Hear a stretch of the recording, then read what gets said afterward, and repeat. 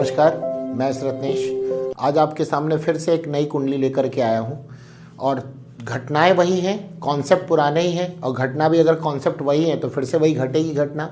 Means जैसे मैंने last अपने वीडियो में बात करी थी, उसमें मैंने श्रीमती इंदिरा गांधी की कुंडली को लेकर के वो दुर्घटना के बारे में बताया था कि देखिए जो कॉम्बिनेशंस था किसका, कुंडली में योग होने चाहिए, दशा होनी चाहिए और गोचर होने चाहिए, वो फिट बैठेंगे तो उस वक्त घटना घट जाएगी। तो देखिए सेम कॉन्सेप्ट को मैं किसी दूसरे हॉरोस्कोप में फिट कर रहा हूँ। ऐसा नहीं कि मैंने कॉन्सेप्ट बदल लिया है, कॉन्सेप्ट वही है, हॉरोस्कोप बदला और देखिए घटना वही घटेगी उसी समय। तो आप देखिए ये जो हमारे सामने हॉरोस्कोप है, ये हॉरोस्कोप श्रीमती इंदिरा गांधी के ही पुत्र संजय गांधी का है। तो ये देखिए संजय गांधी का ये D1 चार्ट है और ये D30 चार्ट है। किसी भी प्रकार की दुर्घटना को देखने के लिए हमें D30 चार्ट का बहुत ज़रूरी है सहारा लेना और उस D30 चार्ट की कंप्लीटली एनालिसिस करनी चाहिए। अब घटनाएं तो बहुत सारी घटती हैं, लेकिन क्या हर घटना में डेथ होती है? बिल्कुल नहीं। कब डेथ होगी? जब D1, D3, D9, D12 और D30 चार्ट में क्या हो जाएगा, उस वक्त आयुखंड बाधित होगा। आयुखंड के लिए आप मेन देखा करिए D1, D8 और D12 मेन। बाकी D3 और D12 में हम लोग 85वां, 2.64, 64वां, नौमांश ये सब भी देखते हैं, तो वो सब तो अपनी जगह इंपॉर्टेंट है। लेकिन आयुखंड के लिए मेन तो 3 ही बताया जाता है, D1, D8 और D12। और घटना कब घटेगी ले उसके D30 चार्ट। केवल D1 से पूरी कहानी मत सुनाने लगी आप, इधर उधर बैठा दिया, इधर उधर बैठा दिया। आप देखिए, आप अपने आप से सेटिस्फाइड होइए कि आपने जिस कॉन्सेप्ट को लेकर पहले प्रेडिक्शन किया वही कॉन्सेप्ट बाद में भी लगे और घटना वही फिट बैठे। तो समझ जाइए कि आप सही ट्रैक पर और आपकी रिसर्च सही ट्रैक पे चल रही है। यही रिसर्च का फंडामेंटल पॉइंट है। हम लोग रिसर्च ही करते हैं, एक कॉन्सेप्ट को पकड़ा और जितने भी हॉरोस्कोप ऐसी घटना के थे लगा के देख लिया, वही चीज़ है। कॉन्सेप्ट पक्का, आप कोई भी हॉरोस्कोप हमारे सामने किसी भी व्यक्ति का आएगा, ये कॉन्सेप्ट फिट करेंगे, देखेंगे घटना वही उसी वक्त घट जाएगी। बस ये है। ये हर बार मैं कहता हूँ कि एस्ट्रोलॉजी साइंस से बढ़ कर के है, एकदम सही घटना बताने के लिए काफ़ी, अगर इसकी सही तरह से एनालिसिस की जाए तो। उपाय की तरफ कम भागिए, सिंपल घटनाओं के बारे में पता करिए कि घटनाएं कब घटने वाली हैं, उस वक्त सावधान होइए। और सबसे बेस्ट है मेडिटेशन करिए। मेडिटेशन को मैं बार बार प्रमोट करता हूँ। भगवान बुद्ध हो गए या फिर कपिल मुनि हो गए और ऐसे बहुत सारे लोगों ने मेडिटेशन के थ्रू बताया है कि हम अपने ऊपर कंट्रोल कर सकते हैं और आने वाली घटनाओं से बच सकते हैं। ये चावल वहाँ फेंका है, नदी में कूद गए, मतलब कि तेल चढ़ाया शनि जी पे, खुद ही नहा लिया, इन सब चीज़ों से बचिए। ये सब बहुत ज़्यादा इफेक्टिव नहीं होता है। मैं ये नहीं कह रहा हूँ कि बिल्कुल नहीं होता, थोड़ा बहुत होता है, लेकिन कब होगा और क्या कैसे करा जाएगा उसको, वो एक अलग सब्जेक्ट है, उसके बारे में हम कभी बात कर लेंगे। चीज़ें वहाँ पे भी अफेक्ट करती हैं, बचता आदमी, लेकिन करने का तरीका सही होना चाहिए। रिंग्स के बारे में लोग पहनते हैं कि हम इतनी सारी अंगूठी, पूरे 10 हाथ है और 10 में कोई ना कोई एक अंगूठी पहन ले, ये बकवास है। केवल जो रिंग है यानी जो जेम स्टोन है, जब दशाएं सही होंगी, फिर से मैं बोल रहा हूँ, जब दशाएं सही होंगी यानी समय आपका सही होगा, गोचर सही होगा, उस वक्त जेम स्टोन 12 से 15% और किसी किसी हॉरोस्कोप में 20% का ही इफेक्ट कर पाता है। यानी अगर आप मान लीजिए दशाएं अच्छी हैं, सब कुछ अच्छा है, तो अगर आप मान लीजिए 100 रुपए का प्रॉफिट ले रहे हैं तो आप उस जेम स्टोन को पहनने से 120 रुपए का ले लेंगे।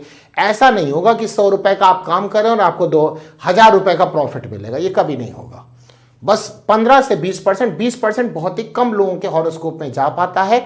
ये वैरी करता है कि वो जो प्लेनेट जिसका आपने जेमस्टोन पहना है वो कितने डिग्री पर, कितनी पावर में है, कितने पॉजिटिव प्लैनेट्स के इफेक्ट में है, किसी प्रकार के निगेटिव इफेक्ट में नहीं होना चाहिए। ये ध्यान रखिए कि नहीं, कुछ लोग देखते हैं बता देते हैं, वो देखिए अगर कहीं से वो निगेटिव आ रहा है तब तो आपके लिए दिक्कत कर जाएगा। आप इससे बढ़िया जेमस्टोन ना पहने तो बहुत ही सोच समझ के पहने, क्योंकि वो 15-20% इफेक्ट ही कभी कभी बहुत ज़्यादा हो जाता है। ठीक है, तो उसके लिए कभी फिर बात करेंगे। अब मैं हॉरोस्कोप के लिए बात करता हूँ। देखिए संजय गांधी के बारे में सब लोग जानते हैं, सबको दुख है कि वो घटना उनके साथ घटी। और वो डेट क्या थी उनकी डेथ होने के? 23 जून 1980, 23 जून 1980 में उनके साथ घटना घटी। क्या घटना घटी वो आप जानते हैं, सबको ही बहुत दुख है। और मतलब काफ़ी सुना, हम तो उस वक्त पैदा ही हुए थे 1980 में, तो सुना था कि बहुत ही तेज तर्रार नेता थे और बहुत, अगर होते तो आज हमारा देश और राइज करता करा और राइज करता। चलिए सबकी अपनी सोच है, मुझे कोई दिक्कत नहीं है, जो भी जैसा भी है, हमारा तो मेन हॉरोस्कोप को लेकर के पॉइंट है कि घटना बताना। तो देखिए ये D1 चार्ट और ये D30 चार्ट देखने का तरीका वही होगा। फर्स्ट एर्थ किसी तरह से आपस में संपर्क करें, मंगल वहाँ इफेक्ट कर दे, और D30 चार्ट को भी लगा के देख लीजिए, बस चीज़ें आ जानी चाहिए। तो देखते हैं D1 में असेंडेंट हमारा शनि 7th हाउस में पहुंच चुका है। 7th हाउस का लॉर्ड 8th हाउस में आ गया, बन गया, तो इनडायरेक्ट वे में संपर्क बना। 8th हाउस का लॉर्ड गड़बड़ नहीं होना चाहिए। लोग कहते हैं अष्टमेश जितना गड़बड़ होगा उतना अच्छा होता, नहीं, अष्टमेश गड़बड़ हो गया तो समझ लीजिए कि बहुत सारी घटनाएं आपके साथ घटेंगी। 6th house, 8th house, 12th house के लॉर्ड जो कि आपके सामने दिक्कत पैदा करते हैं वो खराब हैं, तो दिक्कतें और बढ़ेंगी, उनका अच्छा होना बहुत जरूरी है। ठीक है, तो उससे रिलेटेड फिर हमें समस्याएं नहीं आएंगी। एक विपरीत राजयोग है, विपरीत राजयोग बताते हैं कि 8th का लॉर्ड 12th में चला गया, 6th में चला गया, यहाँ चला गया तो बहुत अच्छा हो गया, ये सब नहीं होता, ये सब उल्टा है। ये लोगों ने पता नहीं क्या क्या चीज़ें समझ रखी हैं, आप वो लोग पढ़ लेते हैं, अप्लाई नहीं करते। जो भी कॉन्सेप्ट पढ़ें उसको आप कम से कम गिरी हालत में 20 से 25 हॉरोस्कोप में लगा के देखें, जो पुराने जिनके साथ घटनाएं घटी। आप देखेंगे कि आपने फिर अगर ऐसी चीज़ पढ़ी है तो आपके कॉन्सेप्ट खुद ही गलत होने लगेंगे। केवल पढ़ना नहीं है, उसको अप्लाई करना है, और हर बार कॉन्सेप्ट सेम होना चाहिए।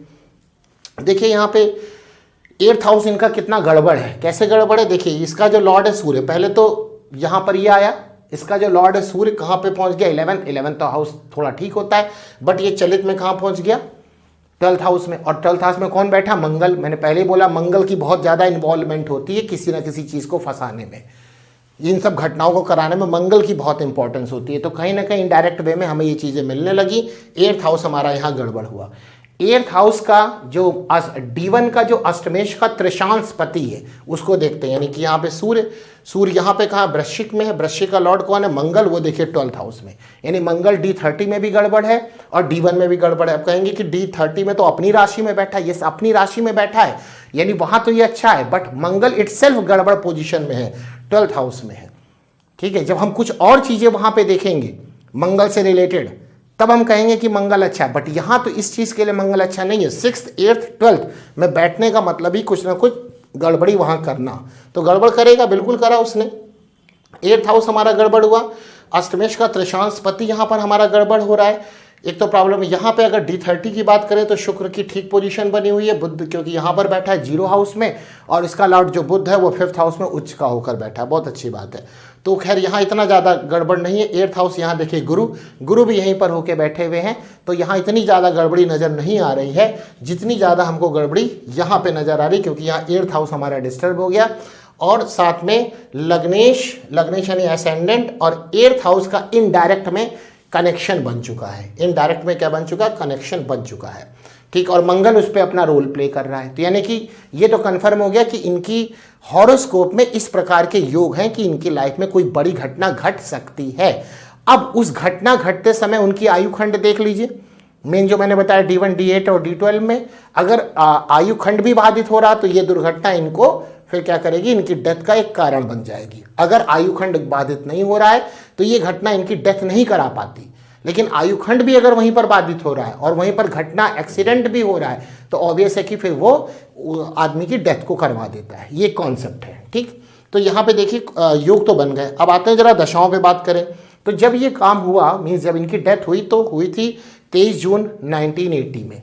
उस वक्त चंद्रमा की महादशा चल रही है। महादशा देख लीजिए आप कहाँ पर चंद्रमा बैठे हुए हैं, 8th हाउस में, देखा गड़बड़ी। और यहाँ D30 चार्ट में देखिए कहाँ पर बैठे हुए हैं, यहाँ पर भी 8th हाउस में बैठे, यानी कहीं ना कहीं कुछ ना कुछ गड़बड़ होने होगी इस महादशा में। लेकिन किस अंतरदशा में, तो देखिए 6th, 8th, 12th का लॉर्ड जब भी आ जाए। इंदिरा गांधी में मैंने भी यही बात बताई थी कि वहाँ पे भी उनमें जो राहु जो के कारण जो घटना घटी वो भी 6th हाउस में था, और D30 चार्ट में भी वो डिस्टर्ब हो रहा था। तो महादशा तो मैंने संजय गांधी में दिखा दी कि दोनों जगह डिस्टर्ब है। अब आते हैं अंतरदशा। जिस अंतरदशा में ये काम हुआ वो बुध की अंतरदशा थी। अब बुध क्या था, इनका 6th हाउस का लॉर्ड था, गड़बड़ करेगा ही करेगा।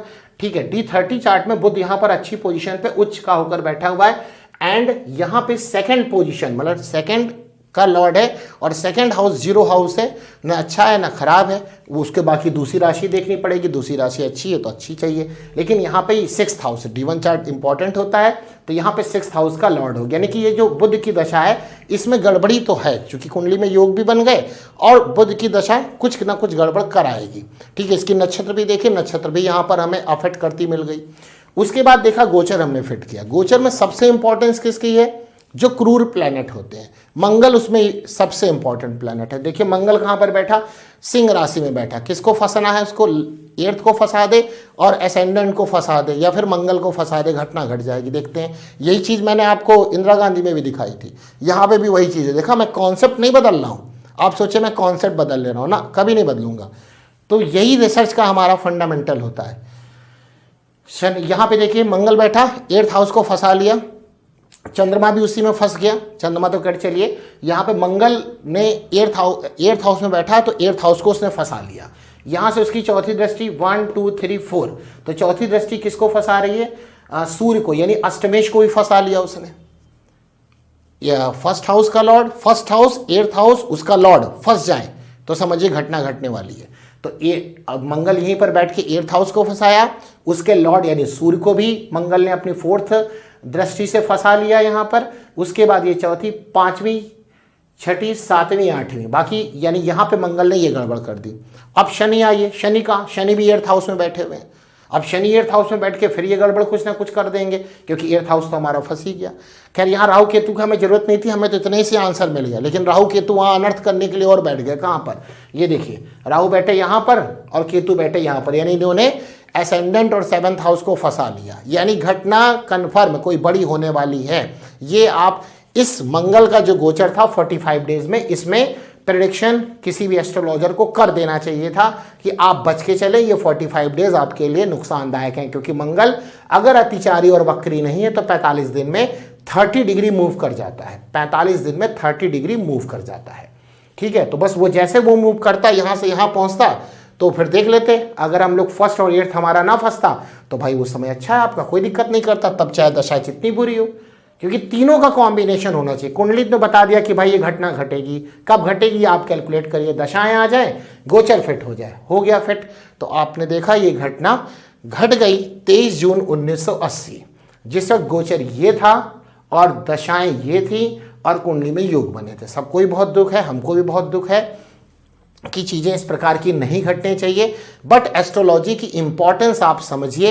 एस्ट्रोलॉजी में ऐसी घटनाएं हम लोगों को बतानी होंगी, यही एस्ट्रोलॉजी के चेहरे को, फेस को इम्प्रूव करेगी सोसाइटी के सामने। और सबसे अच्छी बात कि इन सब चीज़ों से, ये जो कैलकुलेशन दी गई इतने सालों से, उसका यूज़ करके हम सोसाइटी का फ़ायदा कर पाएँ, बस इतना ही यहाँ पे एम है। और जो एस्ट्रोलॉजी को जो लोगों ने बदनाम किया हुआ है, उनके चंगुल से छुड़ा लिया जाए, जिससे लोग सही बात को समझ सकें और अपने लाइफ की प्लानिंग इसके अकॉर्डिंग कर सके। क्योंकि व्यक्ति जो सोच भी रहा है वो इसी के अकॉर्डिंग सोच रहा है, जो काम कर रहा है वो कहता कि मैं नहीं मानता हूँ। भाई आपके ना मानने से घटनाएं ना घटती तो आप बिल्कुल ना मानो, हम भी ना माने, बट घटनाएं तो घट रही हैं ना, तो आप मान के ना मान के भी क्या कर लेंगे? भाई ना मानो अच्छी बात है, लेकिन घटना अगर आपके ना मानने से घटना बंद हो जाए तो कोई ना मानो, लेकिन घटना तो घट रही इसी के अकॉर्डिंग ना।